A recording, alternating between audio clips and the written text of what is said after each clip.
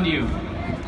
And I want you to know, we're going to put hands on the people around us all across the National Mall. And we want to have a moment where we want you to know you're being sent. We believe in you. You are called.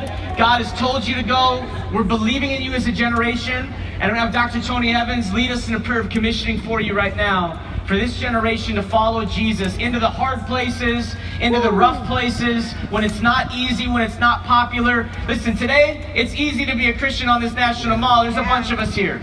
Easy. But we're going to go home to places that aren't so easy. And so we need the Spirit of God to equip us. We need the Word of God to anchor us. And we need the boldness of the gospel. And so we're just going to pray right now. Dr. Evans should lead us.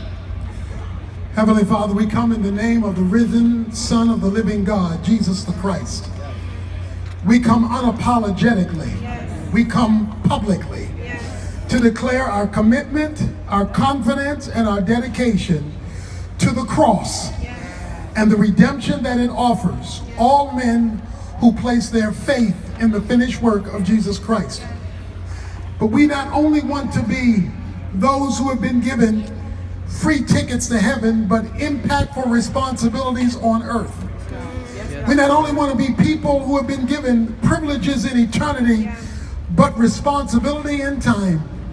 And I pray for these young people who have raised their hand, who are saying that they will be clearly identifiable as a representative of Jesus Christ without apology.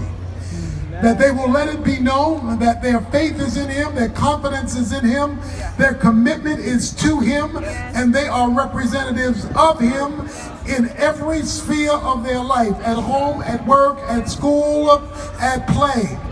And that there will be a generation together who will make it inextricably clear that when you run into me, you run into my Christ, because we are so wedded together, you cannot have one without the other. And may this next generation feel the support of the older generation, supporting them, encouraging them, using our influence to leverage them, so that when they enter into the pockets of responsibility in the culture, it will be clear that a generation has been raised up, not like the one in Judges, where they no longer remembered the Lord, but a generation who are covenanted together under the rule of God to transform this culture, bring healing to our land, hope in time, help in history, and bringing many into eternity by our witness for the gospel. We dedicate them in the name of Christ, and all God's people said, Amen.